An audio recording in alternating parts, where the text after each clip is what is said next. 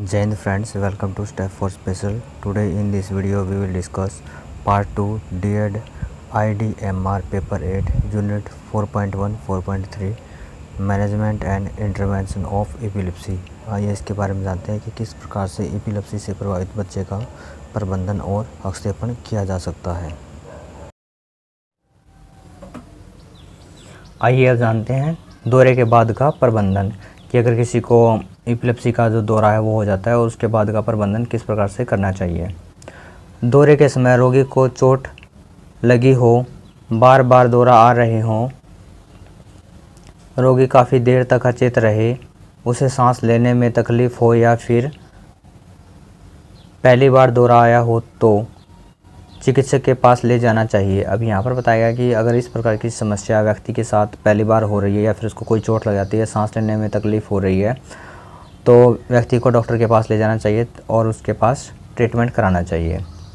आगे दिया गया रोगी को चोट से बचाने के लिए सिर में हेलमेट पहना देना चाहिए, विशेषकर उस समय जब वह कहीं यात्रा पर हो या कोई कार्य कर रहा हो, क्योंकि दौरा कभी भी आ सकता है और उसे रोगी को चोट लग सकती है। ऐसे व्यक्तियों के सोने हेतु ऐसा खाट बनाना चाहिए जिसमें दोनों तरफ गद्दीदार पैड लगे हों, लकड़ी के रेलिंग बने हों और उस पर गद्दी लगी हो। अभिभावक को भी स्वास्थ्य संबंधी शिक्षा देनी चाहिए।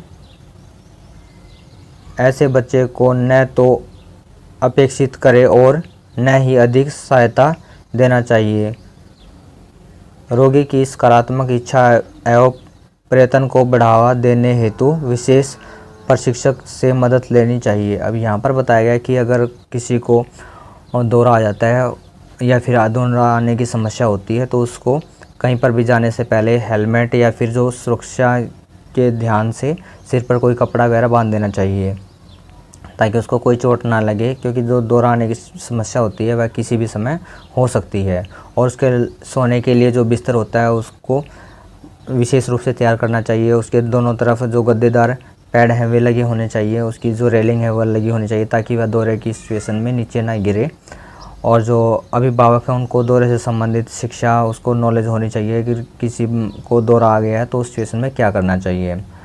बच्चे के लिए अत्यधिक जो सहायता है और उपेक्षा है, जैसे तिरस्कार कर देते हैं कि तो अपने आप से ही ख्याल रख, इस प्रकार की एक्टिविटी नहीं करनी चाहिए। उसको कुछ हद तक जो सहयोग है वह भी देना चाहिए और रोगी के साथ जो सकारात्मक एटीट्यूड है उसके साथ बात करनी चाहिए ताकि वह सकारात्मक रहे और उसके अंदर किसी प्रकार का जो दबाव है, स्ट्रेस, तनाव वो ना हो। विशेष प्रशिक्षण में विशेष जो ट्रेनर होते हैं उनसे भी इस प्रकार की समस्या के दौरान सहायता ली जा सकती है ताकि जो दौरे वाला व्यक्ति है उसको प्रबंधन करने में सहयोग मिल सके। आइए इसमें जानते हैं नेक्स्ट मिर्गी के रोगी की प्रयुक्त जांच, टेस्ट ऑफ एपिलेप्सी पेशेंट। आइए इसके बारे में जानते हैं कि किस प्रकार से उसकी जांच करानी चाहिए, कौन कौन से जो टेस्टेड हैं जो एपिलेप्सी के प्रभावित व्यक्ति के करवाने चाहिए ताकि उसके बारे में अच्छे से पता लगाया जा सके। मिर्गी किस प्रकार की है तथा इसका प्रभाव कितना अधिक है, यह जानने के लिए रोगी को इसकी जांच कराना जरूरी होता है जिससे उसका सही निदान एवं उपचार हो सके। दौरे से ग्रसित व्यक्तियों के लिए निम्नलिखित जांचों के उपरांत उनका सही उपचार किया जा सकता है। अब यहाँ पर बताया गया कि किसी भी व्यक्ति के बारे में जो उसका दौरा आ रहा है उसके बारे में जानने के लिए, उसके जो दौरा आ रहा है उसके लिए कुछ टेस्ट हैं वो करवाने चाहिए जिसके बेसिस पे हम डिसेबिलिटी है जो उसकी एपिलेप्सी से संबंधित जो दौरे आते हैं उसके बारे में जानकारी प्राप्त हो सके और उसके बारे में प्रबंधन करने में आसानी हो सके। फर्स्ट दिया गया इसमें रक्त की जांच, जो उसका ब्लड टेस्ट है वो करवाने चाहिए, ईईजी वो करवानी चाहिए, एमआरआई जो स्कैनिंग है वो करवानी चाहिए, कैट स्कैन इत्यादि की जो सुविधा हो तो उस प्रकार का भी टेस्ट बच्चे के लिए या प्रभावित व्यक्ति के लिए करवाना चाहिए। यह जो जांच बताई गई है मिर्गी के रोगी की प्रयुक्त जांच है, जो टेस्ट हैं जिनके ब्याह पर हम मिर्गी के बारे में, उसके परिणाम के बारे में जान सकते हैं और बच्चे को प्रबंधन करने में भी सहायता कर सकते हैं। दौरे का उपचार, आइए इसके बारे में जानते हैं मिर्गी से पीड़ित व्यक्ति के लिए कई चिकित्सीय प्रविधियों का उपयोग किया जाता है। इन चिकित्सीय प्रविधियों को मुख्यतः दो भागों में वर्गीकृत किया गया है या बांटा गया है। फर्स्ट दिया गया इसमें जैविक चिकित्सा, सेकंड दिया गया मनोसामाजिक चिकित्सा। आइए इनके बारे में विस्तार से जानते हैं। जैविक चिकित्सा क्या होती है?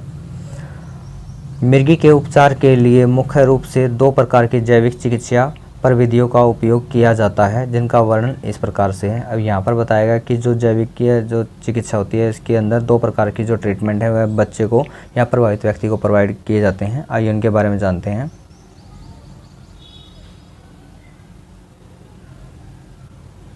फर्स्ट दिया गया इसके अंदर औषधीय चिकित्सा प्रविधि कि जो मेडिसिन के द्वारा जो ट्रीटमेंट दिया जाता है उसके बारे में बताया गया है इसके अंदर। आइए जानते हैं। किसी रोग पर नियंत्रण करने हेतु दवाओं का उपयोग किया जाना आवश्यक होता है। इसका उपयोग रोगी को निरंतर रूप से बिना किसी भूल चूक के कम से कम 3 वर्षों तक या चिकित्सक द्वारा बताए गए अवधि तक कराना चाहिए। अब यहाँ पर बताया कि जो प्रभावित व्यक्ति है एपिलेप्सी से, उसका जो प्रबंधन है, जो मैनेजमेंट है, वह दवाओं के द्वारा किया जाना चाहिए। और इसके अंदर जो दवाइयाँ चल रही हैं उसकी जो ड्यूरेशन दिया गया जाता है कम से कम 3 वर्ष, या फिर बालक की सिचुएशन है उसके अकॉर्डिंग उसका प्रबंधन और उसके लिए जो दवाइयाँ हैं वो चलाई जा सकती हैं। प्रमुख औषधियाँ जिनका उपयोग मिर्गी के उपचार के लिए किया जाता है उसमें से कुछ हैं लेमिकटाल, कार्बामेज़ेपिन, गार्डनाल तथा वेपोरेट इत्यादि। अब ये जो दवाइयों के नाम बताए गए हैं, इस प्रकार की जो मेडिसिन है एपिलेप्सी से जो प्रभावित व्यक्ति होती हैं उनको दी जाती हैं। बहुत सारी औषधियों का उपयोग न सिर्फ मिर्गी के उपचार के लिए किया जाता है, बल्कि बहुत सी सह संबंधी समस्याओं जैसे चिड़चिड़ापन, आक्रामकता इत्यादि को दूर करने के लिए भी किया जाता है। अब यहाँ पर बताया कि कुछ ऐसी दवाएं भी हैं जिनका उपयोग न सिर्फ मिर्गी के दौरे से संबंधित इलाज में किया जाता है, बल्कि अनेक प्रकार के जो बिहेवियरल इशू होते हैं उनके लिए भी इस प्रकार की मेडिसिन का यूज़ किया जाता है, जिसमें बताया गया विशेष रूप से जो चिड़चिड़ापन होता है बालक में वो, या फिर एग्रेसिव जो सिचुएशन होती है उसके अंदर अगर बच्चा आक्रामकता से दूसरों के ऊपर अटैक करता है तो इस सिचुएशन में भी इन दवाओं का सेवन किया जा सकता है। कभी कभी मिर्गी-रोधी दवाओं का सेवन बच्चे और बड़ों में संज्ञानात्मक क्षमताओं को ऋणात्मक रूप से प्रभावित करने लगता है। अतः चिकित्सक को नियमित रूप से इन क्षमताओं को मापते रहना चाहिए तथा उसे ध्यान में रखकर चिकित्सीय प्रक्रिया को संचालित करना चाहिए। अब यहाँ पर बताया गया है कि जो मेडिकल जो ट्रीटमेंट दिया जा रहा है, बच्चे को जो दवाई दी जा रही है, उनका उसके जो संज्ञानात्मक जो मेंटल एबिलिटी है उसके ऊपर भी इसका नेगेटिव प्रभाव पड़ सकता है। तो डॉक्टर को चाहिए कि वह नियमित रूप से जो दवाइयाँ दे रहा है उनके बारे में बालक की जांच करे और उसके होने वाले बुरे प्रभाव को दूर करके, जो दवाइयों की वजह से हो रहा है उसको दूर करके बालक के सफल इलाज में सहयोग प्रदान करें। अब इसमें सेकंड पॉइंट दिया गया इसमें शल्य चिकित्सा प्रविधि। अधिकांश रोगियों में मिर्गी का एक अन्य आंगिक विकृति के लक्षण के रूप में उपस्थित होता है, न कि एक स्वतंत्र विकृति के रूप में। अब यहाँ पर बताया कि बहुत सारे जो एपिलेप्सी के केस होते हैं उसके अंदर जो मिर्गी के सिम्टम्स हैं वह अनेकों रूप से व्यक्ति को प्रभावित करते हैं। इसके समुचित उपचार के लिए उस विकृति का उपचार किया जाना आवश्यक होता है, जिससे मस्तिष्कीय ट्यूमर के कारण भी व्यक्ति में दौरे के लक्षण दिखाई पड़ते हैं। अतः इसके उपचार के लिए शल्य चिकित्सा प्रविधि का प्रयोग किया जाता है। अब यहाँ पर बताया गया कि जो शल्य चिकित्सा विधि है इसके लिए जो ब्रेन में कुछ ब्लॉकेज वगैरह ऑपरेशन करने की जो सिचुएशन आ जाती है उसके द्वारा भी इस प्रकार की जो सहायता प्रदान की जा सकती है, ताकि लोगों को प्रभावित जो शल्य चिकित्सा विधि है इसके द्वारा भी रोगी को अनेक प्रकार की जो राहत है, सहायता है, वह प्रदान की जा सकती है। वह दिया गया इसके अंदर मनोसामाजिक चिकित्सा।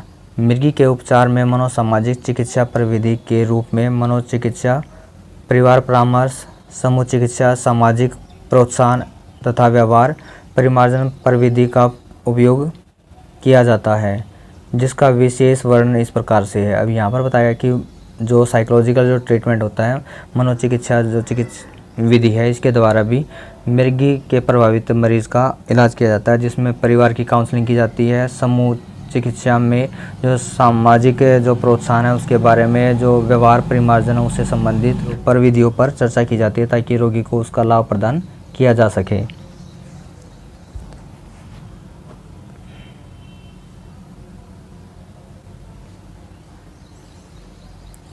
फर्स्ट दिया गया इसके अंदर जो मनोसामाजिक प्रविधि है, इसके बारे में जानते हैं।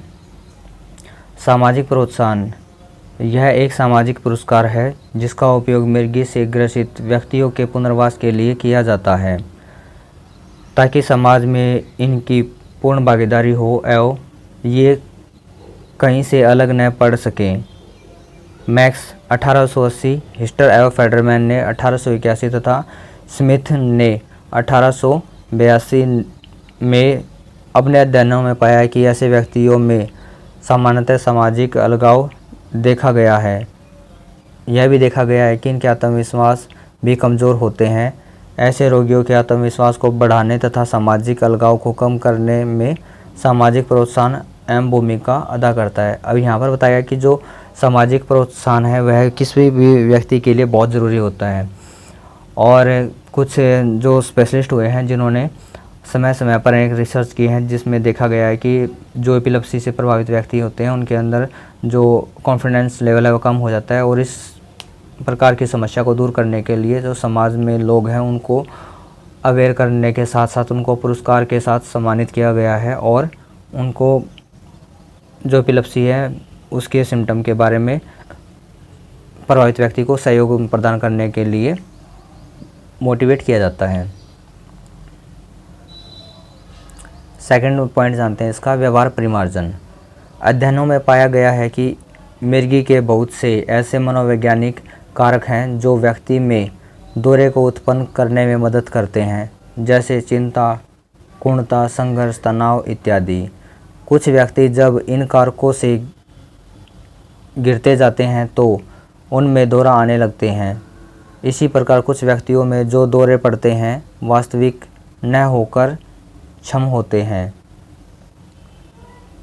इन दोनों तरह के दौरों को दूर करने के लिए अथवा कम करने के लिए व्यवहार परिमार्जन की प्रविधि का प्रयोग किया जाता है।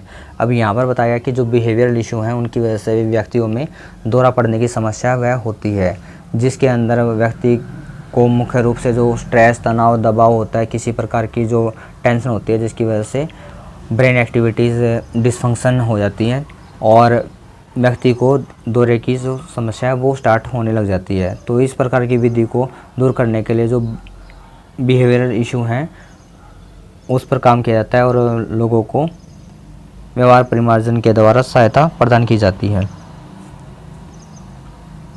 थर्ड दिया गया इसमें परामर्श पर विधि। मिर्गी से ग्रसित व्यक्ति के समुचित उपचार एवं उनके देखरेख में परामर्श सेवाओं की भूमिका अहम होती है। ऐसे रोग से ग्रसित व्यक्तियों को रोग से संबंधित जानकारी एवं उनके बचाव के उपाय पर विशेष रूप से बल दिया जाता है। परामर्श के द्वारा चिकित्सा एवं अन्य क्रियाकलापों में वांछनीय सहयोग प्रदान किया जाता है। इसके लिए उन्हें नियमित रूप से दवाओं का सेवन तथा चिकित्सक से परामर्श लेना चाहिए। अब यहाँ पर बताया गया जो परामर्श सेवाएं होती है इसके द्वारा व्यक्ति को अनेक प्रकार की सहायता प्रदान की जाती हैं। जो रोग संबंधी जानकारी है उसके बारे में प्रभावित व्यक्ति को अवेयर करवाया जाता है। परामर्श के द्वारा जो चिकित्सा अन्य क्रियाकलापों हैं उनकी सहायता से होने वाले प्रभाव को दूर किया जाता है और इसके नियमित दवाओं के सेवन से जो चिकित्सीय एडवाइस है वह भी दी जाती है ताकि इनका अच्छे से प्रबंधन किया जा सके। आगे दिया गया परामर्श सेवा में दक्ष चिकित्सक उन्हें निम्नलिखित बिंदुओं पर नियमित रूप से परामर्श प्रदान करना चाहिए। अब जो काउंसलर होते हैं, जो एक्सपर्ट होते हैं, उनको विशेष रूप से कुछ विशेष प्रकार के जो पॉइंट्स हैं उनके ऊपर पेशेंट की काउंसलिंग करनी चाहिए। आइए इसके बारे में जानते हैं। फर्स्ट दिया गया इसमें रोगी के जीवन में दैनिक कार्यों पर कितना प्रतिबंध होना चाहिए, अर्थात वे क्या कर सकते हैं और क्या नहीं। अब यहाँ पर इस बारे में भी बात करनी चाहिए, जो प्रभावित व्यक्ति है उसको किस प्रकार की जो दैनिक एक्टिविटी है, दिनचर्या उसकी, उसको लागू करना चाहिए और किस प्रकार के उसको काम करने चाहिए या नहीं करने चाहिए, इसके बारे में भी जो काउंसलर है उसको बताना चाहिए और मार्गदर्शन करना चाहिए। बी दिया गया है, उन्हें वाहन का प्रयोग करना चाहिए अथवा नहीं करना चाहिए। अब यहाँ पर बताया गया कि उनको किसी भी प्रकार का जो कन्वेंस ट्रांसपोर्ट है उसका प्रयोग करना चाहिए या नहीं करना चाहिए। करना चाहिए तो किस हद तक उसको करना चाहिए और उसको कैसे हैंडल करना चाहिए और सावधानीपूर्वक यूज़ करना चाहिए। इस प्रकार की जो सहायता भी जो एक काउंसलर है वह दे सकता है।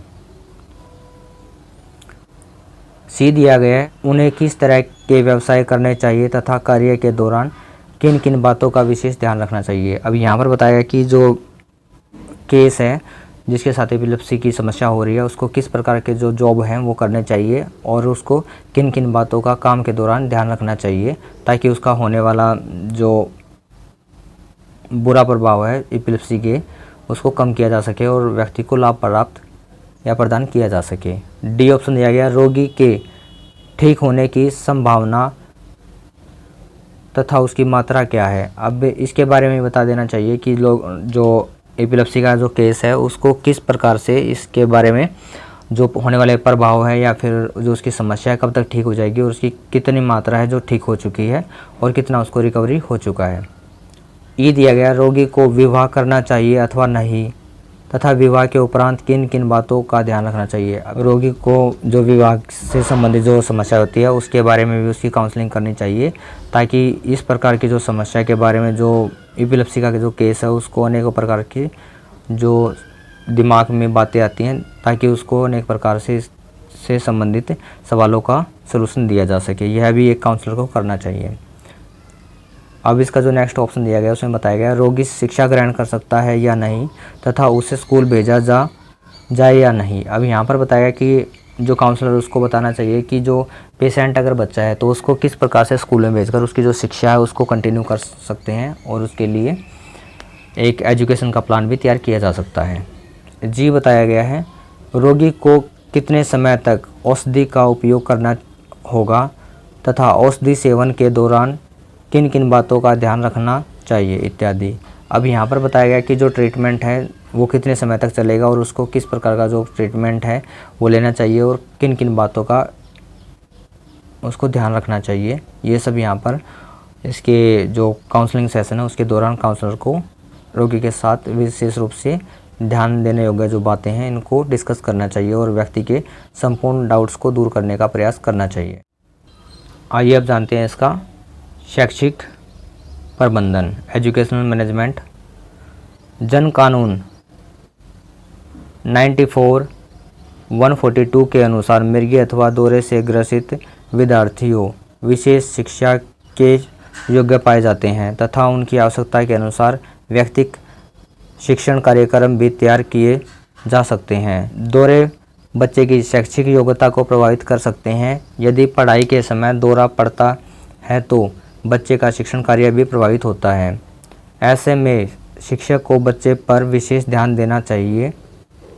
शिक्षक को चाहिए कि वह बच्चे के दौरे के समय उसके माता पिता को भी अवगत कराए तथा चिकित्सा के लिए आवश्यक परामर्श ले। अब यहाँ पर बताया गया कि जो एपिलेप्सी से प्रभावित व्यक्ति होता है या बच्चा होता है उसको एजुकेशन के साथ किस प्रकार से जोड़ा जा सकता है। जो विशेष योग्यता वाले जो विशेष रूप से तैयार किया गया एनवायरनमेंट होता है वहाँ पर इस प्रकार के बच्चों को शिक्षा देने के लिए प्रोत्साहन करना चाहिए और जो शिक्षा का कार्य है उसके दौरान अगर व्यक्ति को या बालक को दौरा पड़ जाता है तो उसकी जो शिक्षा है वह भी प्रभावित होती है और इसमें जो शिक्षक है उसकी भूमिका के रूप में शिक्षक को बालक का विशेष ध्यान रखना चाहिए। दौरे के समय उसके माँ बाप को भी अवगत कराना चाहिए और जो चिकित्सक सुविधा है उसके बारे में भी बच्चों के जो माता पिता है उसके बारे में उनसे बात करनी चाहिए। आगे दिया गया इसमें शिक्षण कक्ष में बार बार दौरे पड़ने की स्थिति में बालक को विशेष सहायक की आवश्यकता पड़ सकती है। बच्चे की इस स्थिति की जानकारी अन्य शिक्षकों के साथ साथ कर्मचारियों को भी दी जानी चाहिए तथा चिकित्सक द्वारा बताई गई दवा को नियमित उपयोग किया जाना चाहिए।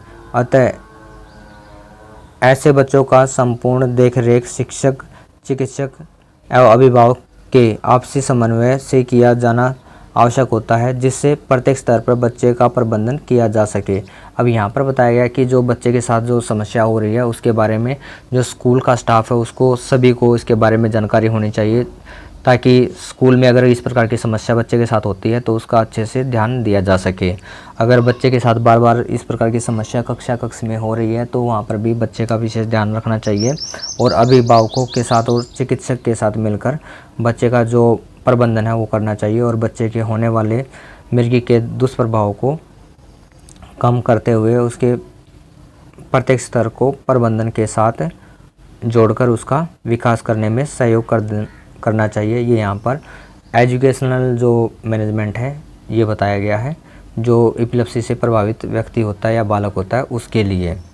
इन सब के आधार पर जो एपिलेप्सी का जो केस होता है, जो बालक होता है, उसका हम संपूर्ण विकास करके समाज की मुख्य धारा के साथ जोड़कर उसका आत्मनिर्भर बनने में और एक राष्ट्र निर्माण में सहयोगी बनाने में उसका योगदान कर सकते हैं। ये यहाँ पर सबसे ज़रूरी है कि उसके बारे में किस प्रकार से प्रबंधन तैयार किया जा रहा है, यह देखना विशेष रूप से आवश्यक होता है।